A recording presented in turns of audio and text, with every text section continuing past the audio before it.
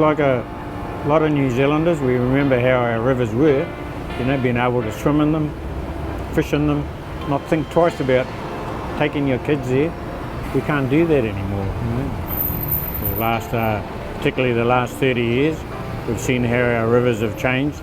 We've got signs up now, you can't swim, can't take shellfish, kai moana, and in a lot of places, very public places of our rivers, there's signs up that says no trespassing. So, our rivers have been shut off. My father's family, 15 in the family, I think, 13 born on the side of our river, the Wairua, up Whangarei, and we can no longer take kai moana from it. Our tuna are gone. We've got hundreds of thousands of cows polluting our river, so things are not like they used to be.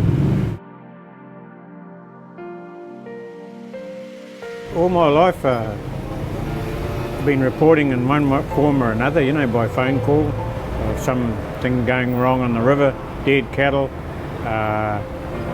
dairy farms discharging into the river, as I've been paddling most of my life on our rivers, and all of my life actually.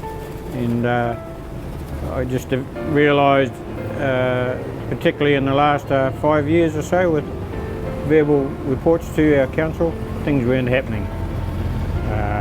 Nobody responding, nobody following back with you on the call.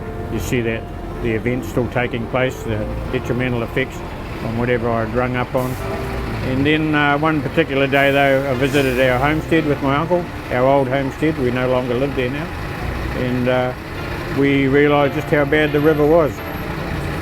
So I ventured way up in the upper catchment on my canoe for a day, and I couldn't believe how it was. How dairy herds had taken over, no fences for about 40 kilometres on both sides of our river, up the top catchment. Beef cattle everywhere, dairy cattle everywhere.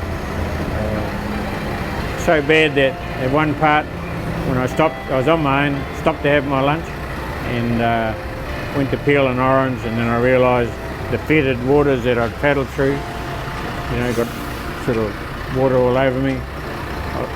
I couldn't even eat couldn't peel or eat my orange.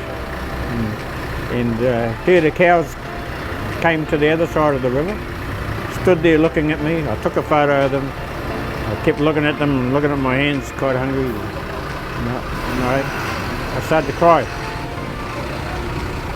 I could just feel the enormity, of why our river was like it is. Because at that point I just decided, with a lot of help from my uncle, Millan Ruka, my last living uncle, who introduced me to a lot of our river ways, way things we did, our whānau, and together him and I embarked on travelling our waterways and reporting on them.